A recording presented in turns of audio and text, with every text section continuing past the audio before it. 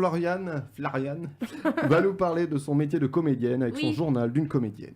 Oui, alors, lors de ma dernière chronique, donc, je vous décrivais pourquoi et comment j'avais voulu devenir comédienne du haut de mes 6 ans jusqu'à aujourd'hui. Et si vous avez été attentif, et apparemment vous l'avez été, j'ai mentionné la MJC de Corbeil-Essonnes, donc qui m'a vu faire mes premiers pas. Eh bien, sachez que j'ai reçu un mail à ce sujet, c'est vrai, le mail d'une maman qui me demandait des conseils pour sa fille qui suit le même parcours que moi, à savoir la MJC de Corbeil, mon lycée en option théâtre, et qui s'inscrit donc l'année prochaine à Florent. Alors, il est vrai que quand on est maman d'une jeune fille qui souhaite devenir actrice, ça peut faire peur. Quand on est une jeune fille qui veut devenir actrice, ça fait peur aussi.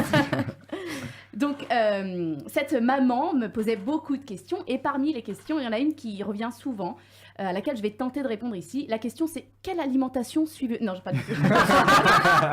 La question, c'est quel conseil donneriez-vous à ma fille ? Et c'est la question la plus compliquée et la plus complexe parce que la liste est très longue, voire sans fin, et qu'on pourrait s'y méprendre et devenir paradoxal. Mais bon, comme j'aime les challenges, je vais tenter de répondre à cette question. Chère Chloé, c'est donc le nom de sa petite, trompe-toi, fais des erreurs, mais fais tes propres erreurs et n'écoute que toi. On le sait tous, c'est en se trompant qu'on apprend. Alors n'aie plus peur ni de l'échec et ni du jugement.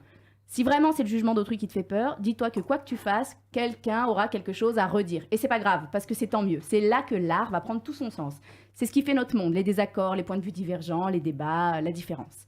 Et si c'est l'échec qui te fait peur, alors répète-toi en boucle que les erreurs, les échecs et les imperfections font de toi ce que tu es. Les erreurs, les échecs, les imperfections font de toi ce que tu es. C'est mon mantra.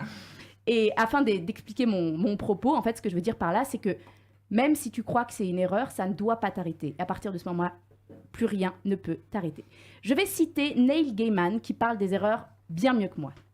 J'espère que dans cette année à venir, vous ferez des erreurs. Si vous faites des erreurs, alors vous faites de nouvelles choses. Vous essayez de nouvelles choses. Vous apprenez, vous vivez, vous vous challengez et vous changez. Vous et tout votre monde. Vous faites des choses que vous n'avez jamais faites auparavant et ce qui est le plus important, vous faites quelque chose. C'est donc mon souhait pour vous tous et mon souhait pour moi-même. Faites de nouvelles erreurs. Faites des erreurs glorieuses, étonnantes. Faites des erreurs que personne n'a jamais faites auparavant. Ne vous freinez pas, ne vous arrêtez pas. N'ayez pas peur que ce ne soit pas assez bon ou que ce ne soit pas parfait. Peu importe le domaine, en art, en amour, au travail, en famille ou dans la vie, quoi que vous ayez peur de le faire, faites-le. Faites vos erreurs l'année prochaine et pour toujours. Donc ça, c'était ses souhaits que je te dis, Chloé, fais des erreurs parce que c'est la vie. Et après tout, notre vocation à nous, c'est le spectacle vivant, n'est-ce pas ? Définition de vivant dans mon petit Larousse que j'ai ouvert en écrivant cette chronique, qui est en vie et dans les faits est encore sensible.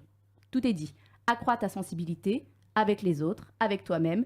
Aime tes erreurs, mais aime aussi les erreurs des autres. Sois curieuse et enfin, fais les choses par plaisir et avec plaisir. Ne néglige jamais la notion de plaisir et tes erreurs seront douces. C'est là la force de choisir notre métier.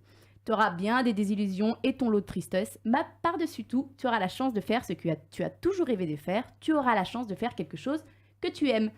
Et alors, si c'était une erreur et si plus tard tu disais que c'est pas ce que tu veux faire, repense à cette citation. Voilà, ça c'était les conseils de comédienne à comédienne. Mais le dernier conseil que je pourrais donner d'humaine à humaine, cette fois-ci, eh bien, ce serait lis. Et dans ce cas de figure précis, Chloé, je te conseille fortement, et je vous conseille d'ailleurs à tous, de lire Lettre à un jeune poète de Rainer Maria Rilke. Voilà. Bravo. Les conseils à Chloé. Et donc je n'ai pas répondu au mail de sa maman et je lui enverrai ma chronique. Voilà.